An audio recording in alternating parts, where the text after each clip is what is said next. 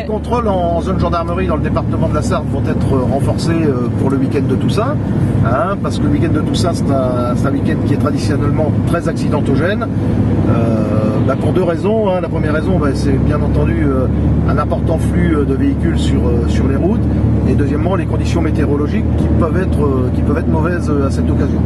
Donc on aura une surveillance assez forte sur les voies autoroutières qui traversent notre département, hein, pour les véhicules qui sont en transit, mais également sur les grandes départementales, hein, qui supportent aussi un flot important de véhicules. L'objet du reportage d'aujourd'hui, c'est de présenter l'outil de contrôle, mais également que cette information soit diffusée au plus grand nombre, afin que les conducteurs soient informés que cette voiture circule tous les jours sur les routes du département de la Sarthe, et notamment sur les routes accidentogènes, afin que les conducteurs prennent conscience qu'ils peuvent être contrôlés à tout moment. Donc vous voyez là, en l'occurrence, on met les paramètres en œuvre sur l'ordinateur.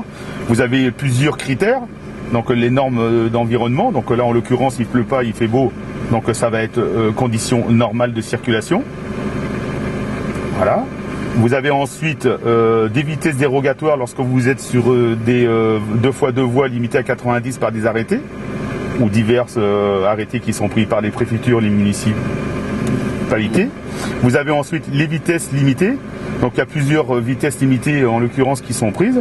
Pour nous, en ce qui nous concerne, on est dans une agglomération, donc on va commencer à partir à 50 km/h, tout en sachant qu'on peut moduler notre vitesse en fonction des endroits où nous allons circuler.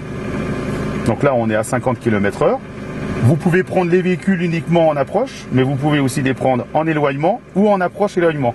Ça veut dire que les véhicules qui vont nous croiser seront contrôlés, celles qui vont nous dépasser seront contrôlées également.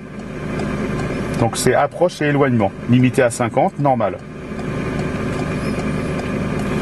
La confirmation, nous sommes le 3, les références de l'appareil pour pas qu'il y ait de difficultés au niveau des recours, le type de la mission, normal, non, on confirme la mission.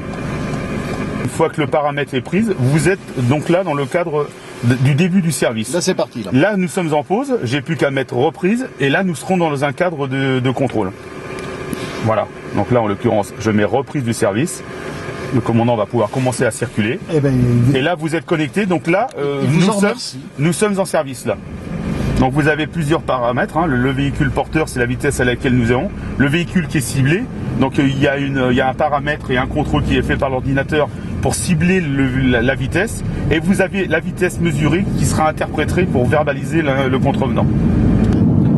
Alors vous voyez donc un usager qui vient de se faire contrôler de face à une vitesse de 102 km/h au lieu des 90 km/h initialement prévus. Donc ce monsieur fera l'objet d'une contravention de 45 € et de 1 point sur son permis de conduire.